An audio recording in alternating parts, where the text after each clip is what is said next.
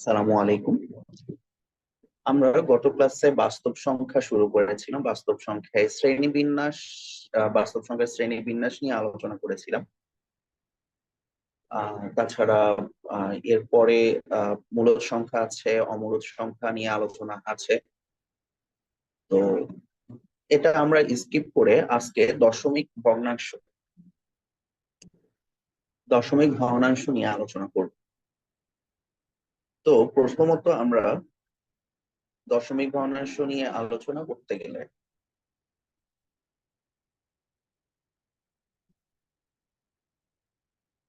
দশমিক ভগ্নাংশ অ্যাকচুয়ালি কি তা আমরা সবাই অ্যাকচুয়ালি জানি। এই দশমিক ভগ্নাংশের মধ্যে আমাদের আছে সসীম দশমিক ভগ্নাংশ,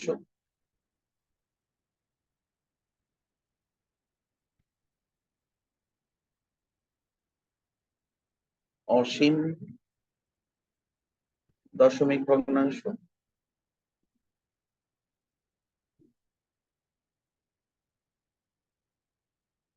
আর আবৃত্ত দশমিক ভগ্নাংশ।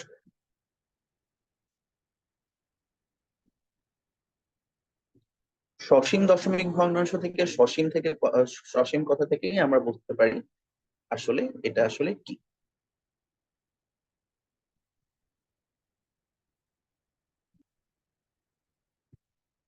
ধরুন 1/4, তাহলে এটাকে কিভাবে আমরা দশমিক ভগ্নাংশে প্রকাশ করতে পারবো? তাহলে 1 ভাগ করে দিতে হবে, জাস্ট পয়েন্ট নিয়ে এসে 0, 2 দিয়ে আমাদের 8, 2, তাহলে পয়েন্টের জন্য 0, 5 নিয়ে এসে আমরা 20 করব। অতএব আমরা 1.4 কে দশমিক ভগ্নাংশে প্রকাশ করে 0.25 পর্যন্ত নিয়ে আসলে আমরা ভাগশেষ আসলে 0 পেয়ে যাচ্ছি। তো এটাকে আসলে আমরা দশমিক ভগ্নাংশ বলে থাকি। আর অসীম দশমিক ভগ্নাংশে আমাদের যেমন 22/7, এটাতে আমরা যদি করি তাহলে 3, 21, 1, তাহলে পয়েন্ট দিয়ে আমরা লিখতে পারবো হচ্ছে 0, তাহলে 1.7.3, পয়েন্টের জন্য 0, তারপরে 4.28, তাহলে 2, পয়েন্টের জন্য 0, আবার আমরা 2 নিয়ে আসতে পারবো 14.6, পয়েন্টের জন্য 0, তারপরে 8। দেখুন এভাবে চলতেই থাকবে অ্যাকচুয়ালি।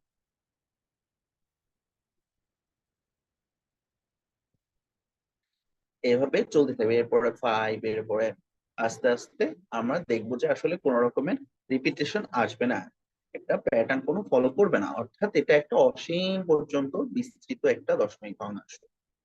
আবৃত দশমিক ভগ্নাংশ অসীম দশমিক ভগ্নাংশর মতোই, কিন্তু এখানে আমাদের রিপিটেশনটা আছে জন্য একে আলাদা করে বিভাগ করা হয়েছে। যেমন ধরুন 1/3, এখানে কি হবে, 1 পয়েন্ট দিয়ে আমরা 0 নিয়ে আসলে 3, 9, দেখুন আমরা ভাগশেষ পাচ্ছি,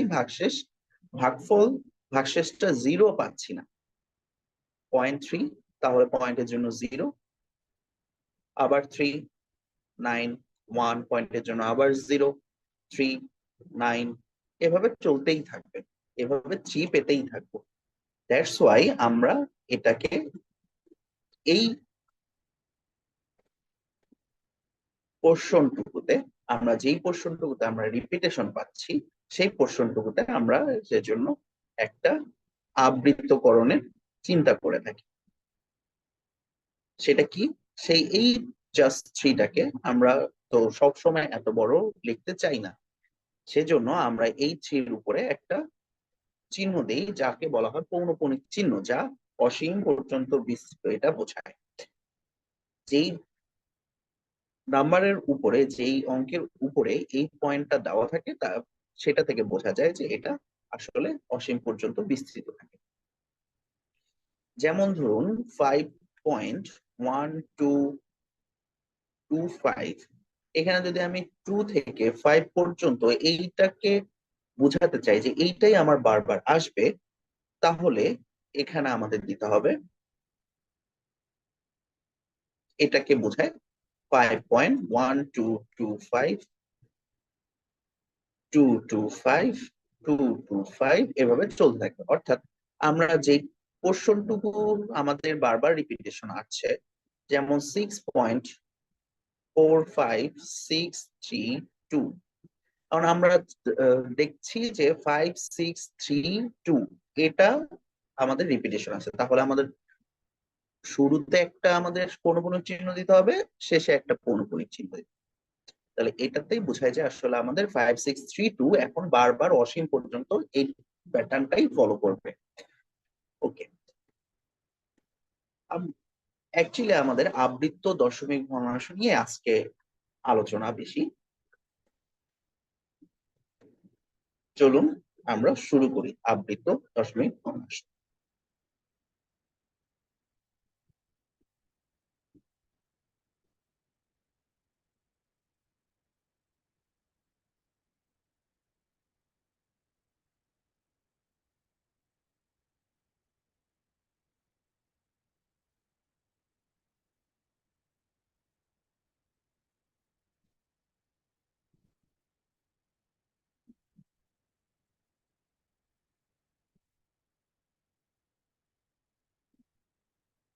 তো প্রথমেই যেটা নিয়ে আমরা আসলে আলোচনা করব সেটা, তো আমরা অ্যাকচুয়ালি সবাই জানি যে যে কোনো সাধারণ ভগ্নাংশ যেটা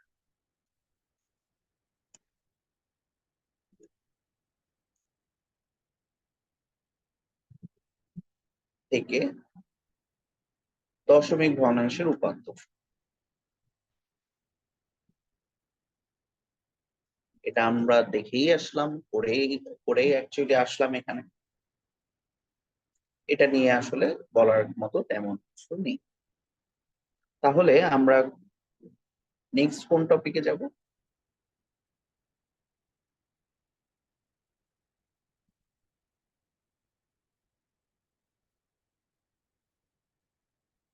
আবৃত্ত ভগ্নাংশ থেকে আবৃত্ত দশমিক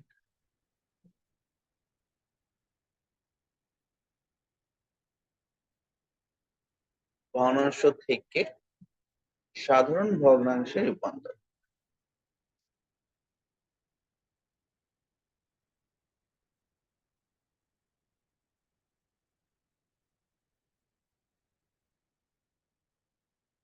ওকে, তাহলে আমরা এখানে দেখবো কি, ধরুন আমরা যে কোনো একটা নেই, ধরুন 5.2, তাহলে এটাকে কি লেখা যাবে? 5.2222 এভাবে চলতে থাকবে। ওকে, তাহলে আমাদের ফার্স্ট কাজ হবে হচ্ছে আমরা যাই করি না কেন আমাদের দেখতে হবে, এখানে আসলে কমন পদ্ধতির মাধ্যমে এটা করব আমরা। যেমন দেখুন, আমরা এখানে 5.222, এখানে যদি আমি 10 দিয়ে গুণ দেই তাহলে আমরা কি পাবো? 5.52.2222। ওকে, আবার যদি এই 5.222 কেই আমরা যদি 1 দিয়ে গুণ দেই তাহলে কত আসবে? 5.2222, এভাবে চলতে থাকবে। এটাও চলতে থাকবে। এখন যদি আমরা মাইনাস করি তাহলে কি হবে? এটা তো আমাদের কমন, তাহলে 5.222 থাকলো, এইখানে 10 মাইনাস করতেছি 1, আর আমাদের এখানে এই পোর্শনটা আর এই পোর্শনটা সেম, তাহলে এইটা তো 0। এইখানে তাহলে কি হবে? এইখানে অ্যাকচুয়ালি আমাদের 747। ওকে, তাহলে দেখতে পাচ্ছি আমরা 5.222 এটাকে গুণ করা যায় নান, এইখানে 9 আসছে, তাহলে 47 মানে 5.222 এখান থেকে আমাদের ইকুয়ালি আমরা লিখতে পারবো 47 ডিভাইডেড বাই 9। তাহলে এইটাই অ্যাকচুয়ালি আমাদের সাধারণ ভগ্নাংশে প্রকাশ হয়ে গেল। তাহলে এখান থেকে আমরা বুঝতে পারছি যে আমাদেরকে এই যে কি করতে হবে, কিছু একটা দিয়ে গুণ করতে হবে, তারপরে আরেকটা কিছু দিয়ে গুণ করতে হবে, তারপর দুইটাকে মাইনাস করতে হবে, কিন্তু কিছু একটা দিয়ে যে গুণ করব এটা অবশ্যই 10, আমাদের 10, 100, 1000, 10,000 এরকম হতে হবে। আর এখানে আমাদেরকে নিয়ে আসতে হবে পয়েন্টের পরে যেন সেম থাকে দুটাতে, তাহলে আমাদের মাইনাস করলে এই পয়েন্টের পরে দশমিকের পরে যা আছে তা চলে যাবে।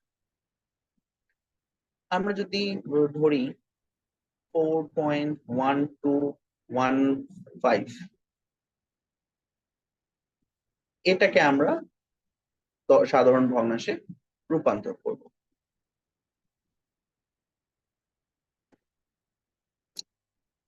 তাহলে আমরা এটাকে লিখতে পারি 5.1215 215 215 এভাবে চলতেই থাকবে। তাহলে আমরা এটাকে 1215 215 এটাকে যদি আমরা কি দিয়ে গুণ করলে আমাদের আসলে জিনিসটা সুবিধা হবে, তাহলে চিন্তা করুন। আমরা এখানে আমি একটা জিনিস বলতে ভুলে গেছি, ধরুন 3.1215, এখানে 1.1 এর উপরে একটা পয়েন্ট আছে, 15 এর উপর আছে, তাহলে এটাকে আমরা লিখতে পারবো 1215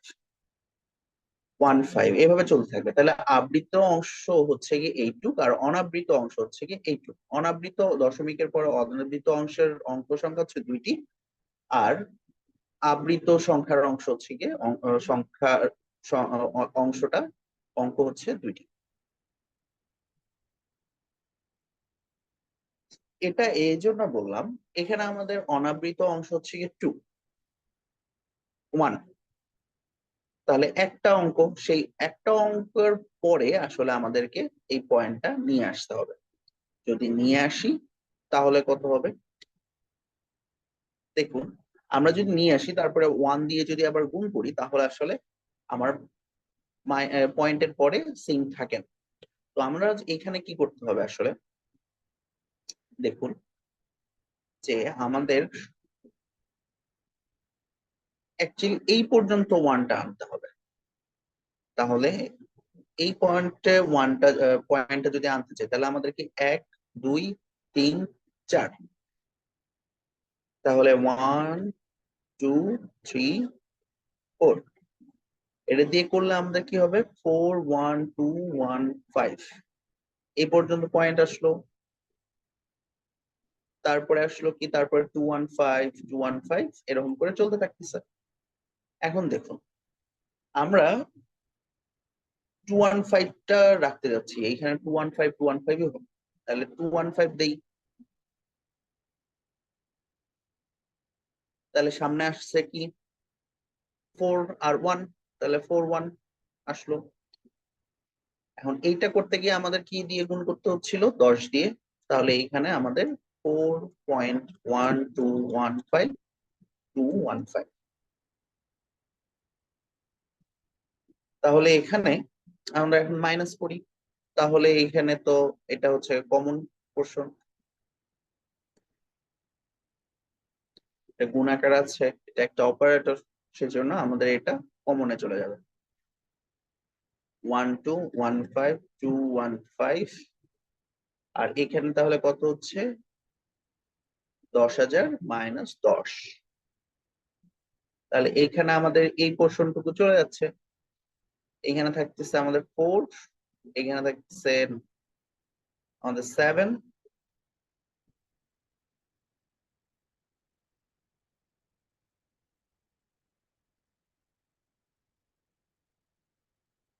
7 1 থাকতেছে 1 1 4। তাহলে আমাদের এখানে কত আসছে 4.1215 এটা তো চল থাকতেছে গুণ। এখানে আসবে কত তাহলে 999041174। তাহলে এটাকে আমরা লিখতে পারছি 15, এটাকে আমরা লিখতে পারছি 41174 ডিভাইডেড বাই 9990। তাহলে আমরা 2 দিয়ে যদি ভাগ করে দিই তাহলে কত আসবে 2 0 5 8 7। আর এখানে আসবে হচ্ছে কি আমাদের 4 9 9 5। ওকে, নাও আমরা যদি এটাকে আরো সমস্ত আকারে প্রকাশ করতে চাই অথবা এটাকে 3 দিয়ে এখন ভাগ করতে চাই, 3 দিয়েই হয়তো বা যেতে পারে। 3 দিয়ে ভাগ যাবে কিনা এটা কিভাবে বুঝবো 3 দিয়ে ভাগ যাবে কিনা? যে এদের প্রত্যেক যোগ করলে আমাদের যা আসবে তা 3 দিয়ে ভাগ হবে। অঙ্কগুলো যদি আমি যোগ করি দেখি যে 2 7 7 7 আমাদের 14, 7 7 14 আর 8 হচ্ছে আমাদের 22, যা 3 দিয়ে ভাগ যায় না। তাহলে আমাদের এটাই রাখতে হবে। আর সমস্ত আকারে যদি প্রকাশ করতে চাই তাহলে তো আমরা বুঝতেই পারছি যে আসলে আমাদের এটা 4 থাকবে, তাহলে আমাদের 4 নিয়ে আসতে হবে এখানে 4। তাহলে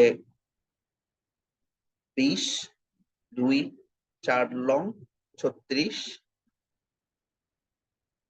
তাহলে 38, হাতে থাকলো 3, আবার 36 38 39, সরি 39 আর 4 4 16 আর 3, তাহলে হচ্ছে 7, এখানে 0, এটা হবে 6, এটা তো তাহলে আমাদের সমস্ত আকারে তাহলে প্রকাশ করতে গেলে 4 607 4995, এটা হবে আমাদের অ্যান্সার। এখন যদি আমরা এটাকে এক লাইনের মধ্যে করতে চাই, ধরুন আমরা 1.5215 এটাকে এখন নিয়ে আসতে চাচ্ছি। তাহলে দেখুন আমরা চাচ্ছি কি 31.52। এখন আমাদের এই যে এইখানে নিয়ে আসতে হবে। প্রথমত আমাদের পয়েন্টটাকে ঠিক এই পয়েন্টে নিয়ে আসতে হবে। তাহলে আমাদের কয়টা অঙ্ক আছে 1 2 3 4 5টা। তাহলে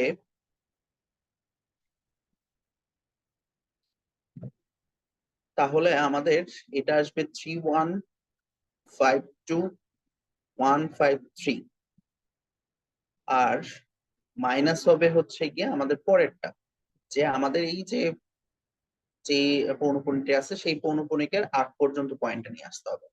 তাহলে দুইটা 3152 এটা আসলো, বাকি পোর্শন তো আমাদের কাটাকাটি চলে যাবে। সেজন্য এখন আমরা যে 5 আনলাম সেজন্য 1 2 3 4 5 মাইনাস, এখন কত ঘর নিয়ে আসছি দ্বিতীয়টাতে 1 2, তাহলে আমাদের 1 2, তাহলে এটার হিসেবে কত হবে? এটা আর এটা মাইনাস যাবে 1, এটা এটা মাইনাস যাবে 0, এটা এটা মাইনাস যাবে 0, এটা এটা 3, সরি 9, হাতে থাকলো 1, এটা একটা আসবে তাহলে 413 ডিভাইডেড বাই এখানে কত হবে, তাহলে 9 এটা আসছে কত, 1 2 3 4 5 6টা, তাহলে এখানে আমাদের 5টা আসবে 900। ঠিক আছে, এখন আমরা দেখি 2 দিয়ে তো ভাগ যাবে না, 9 দিয়ে তো 3 দিয়ে তো এটা যাবেই, তাহলে 3 দিয়ে গেলে আহ এটা যাবে কিনা, এটা 4 10 4 4 8, আর এটা হচ্ছে গিয়ে 10, আর এটা হচ্ছে 3 4 7, 7 আর 1 18, বোঝা গেছে? তাহলে 3 4 4 9 1 8 9 9 18, তাহলে 18, তাহলে এটা 3 দিয়ে যায়, তাহলে 3 দিয়ে গেলে আমাদের কত আসবে, তাহলে দেখি 1 0 4 9 6 6 7 আসছে, আর এখানে তো আমরা 3 3 3 0 0 এটা করতেই পারি।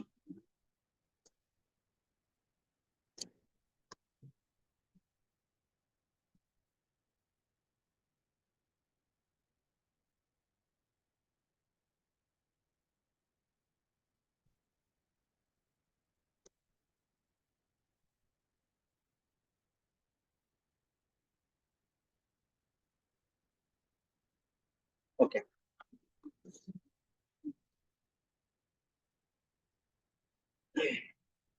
তাহলে বাকিটা আমাদের সমস্ত আকারে প্রকাশ করতে চাইলে বাকিটা আমাদের নিজেদের মতো করে করতে হবে। আচ্ছা,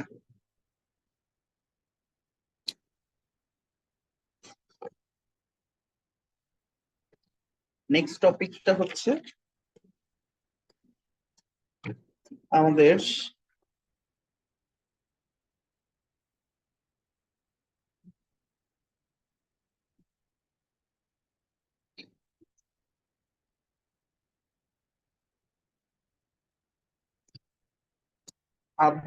আবৃত দশমিক ভগ্নাংশকে আমাদের সাধারণ ভগ্নাংশে রূপান্তর করে ফেললাম আমরা।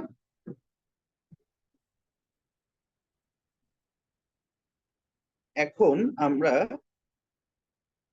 দেখব সদৃশ ভগ্নাংশ কি।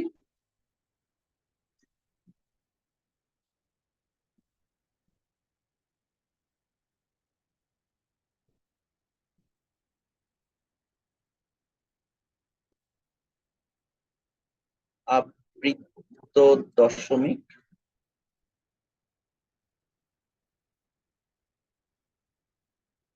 ভগ্নাংশ এবং অসদৃশ দশমিক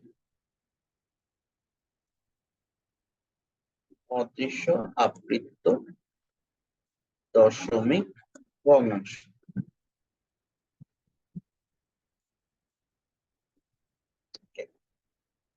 দেখুন, আমরা যদি লিখি 5.12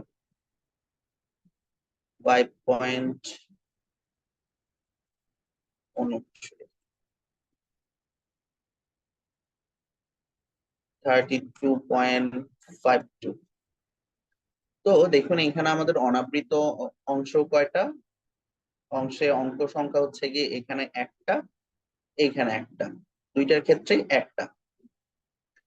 আবার যদি চিন্তা করি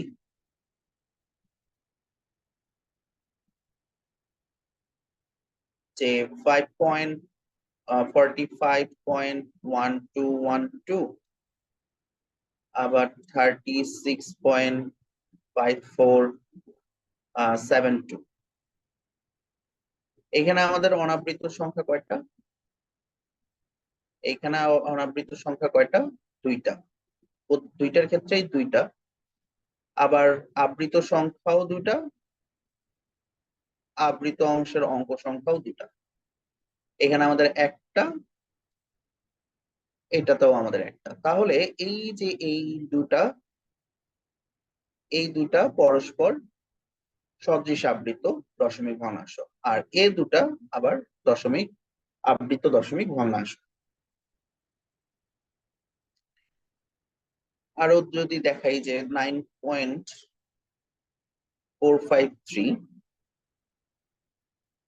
আর 125.897, তাহলে এরাও আসলে আমাদের সদৃশ আবৃত দশমিক ভগ্নাংশ।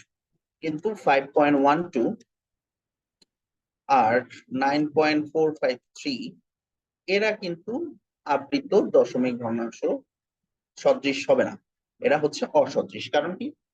কারণ হচ্ছে গিয়ে আমাদের এখানে আমাদের অনাবৃত অংশ হচ্ছে একটা, আবৃত অংশ একটা, এখানে অনাবৃত অংশ দুইটা, আবৃত অংশ একটা হইলেও আমাদের এই দুইটা যেহেতু সেম না, দ্যাটস ওয়াই আমাদের এটা সদৃশ হবে না। আমাদের এখানে যে দুইটার মধ্যেই তুলনা করব এমন, আমরা তিনটা করতে পারি, চারটা করতে পারি, যার ক্ষেত্রে আমাদের অনাবৃত অঙ্ক সংখ্যা এবং আবৃত অঙ্ক সংখ্যা মিলে যাবে, সেটাই আমাদের হচ্ছে সদৃশ আবৃত দশমিক ভগ্নাংশ। তো আমাদের এই জন্য এখন যে কোনো অসদৃশ আবৃত দশমিক ভগ্নাংশকে আমরা সদৃশ আবৃত দশমিক ভগ্নাংশে রূপান্তর করতে পারি। তো এটা কেন লাগছে এটা আমরা কিছুক্ষণ পরে আসলে জানতে পারবো। তাহলে আমাদের এখন যেটা আমরা করব সেটা হচ্ছে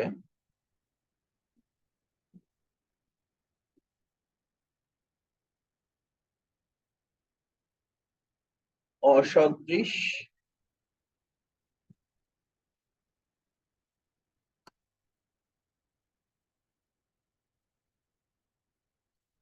দশমিক ভগ্নাংশকে সদৃশ দশমিক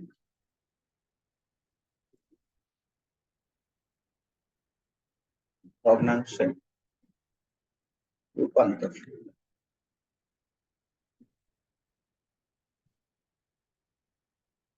চিন্তা করুন, আমরা আগের যদি নেই 1.12 আর এখানে হচ্ছে গিয়ে 45.34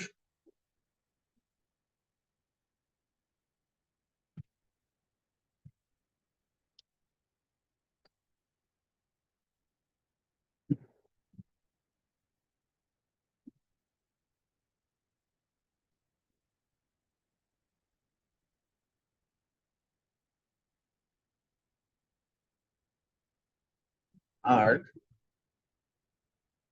462.3345। ওকে, তাহলে এইখানে আমাদের আবৃত্ত সংখ্যা, আবৃত্ত সংখ্যা কয়টা, অঙ্ক সংখ্যা কয়টা আর অনাবৃত অঙ্ক সংখ্যা কয়টা সেটা আমরা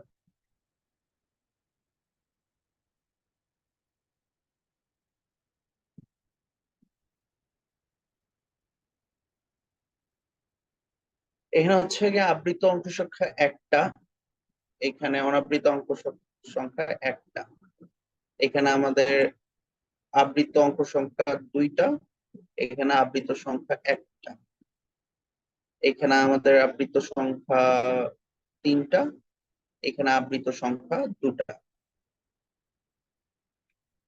এখন আমাদের করতে হবে কি, যে আমাদের যেই নতুন করে আমরা যেভাবে আবৃত সংখ্যা, এটা অসদৃশ পুরোটাই, তো তিনটাই আমার সদৃশ করতে হলে আমাদের কি করতে হবে, আবৃত সংখ্যার এদের লসাগু বের করতে হবে, এদের লসাগু বের। তো লসাগু করে যেই লসাগুটা আসবে সেই লসাগু হিসেবে আমাদের সেইভাবে অঙ্কগুলো করে নিতে হবে, অঙ্ক সংখ্যা করে নিতে হবে। তাইলে আমাদের এই আবৃত সংখ্যার কয়টা হবে দেখুন, 1 2 3, 1 2 3, তাহলে এর লসাগু হবে অ্যাকচুয়ালি আমাদের 6। আবার এর কত, 1 1 2, তাহলে এখানে আমাদের দুইটা হবে লসাগু, দুই হবে লসাগু। তাহলে এরা হচ্ছে অঙ্ক সংখ্যা অ্যাকচুয়ালি। যে আমাদের আবৃত অঙ্ক সংখ্যা কয়টা হবে আর অনাবৃত অঙ্ক সংখ্যা কয়টা হবে। তাহলে এখন যদি আমরা এটা করি 5.12 এটাকে তাহলে করতে হবে দুইটা আমার রাখতে হবে অনাবৃত 12 12 12 তাহলে এটা হচ্ছে কি আমাদের আবৃত হয়ে গেল দেখুন। আবার 45.345 এখানে কি করতে হবে 45 পয়েন্ট আমার দুইটা রাখতে হবে অনাবৃত, তাহলে দুইটা রাখলাম 3 4, তাহলে 5 4 5 4 5 4। তাহলে দেখুন তো এখানে দুইটা আসলো দুইটা আসলো, তাহলে এখানে ছয়টা ছয়টা। তাহলে এরপরে আমাদের আবার 5 4 5 এরকম করে চলতেই থাকবে না, তাহলে আমাদের সিকোয়েন্স ঠিক আছে, আমাদের অনাবৃত অঙ্ক সংখ্যাও সেম, আবৃত সংখ্যাও সেম। তাহলে এখানে আমাদের 462.43345 সেম কথা। আমাদের 462 এটার জন্য সুবিধা, কারণ আমাদের এখানে বেশি 43 আমাদের দুটা অনাবৃতই আছে 345 এগুলো তো আমরা দিলে দেখুন আমাদের সবগুলোর জন্য সেম করতেছে, তাহলে এটাকে আমরা বলবো সদৃশ। এরপরে আমাদের এইটা কাজে লাগবে অ্যাকচুয়ালি যোগ আর বিয়োগের ক্ষেত্রে। আমরা পরের ভিডিওতে যোগ ও বিয়োগ সম্পর্কে আলোচনা করব।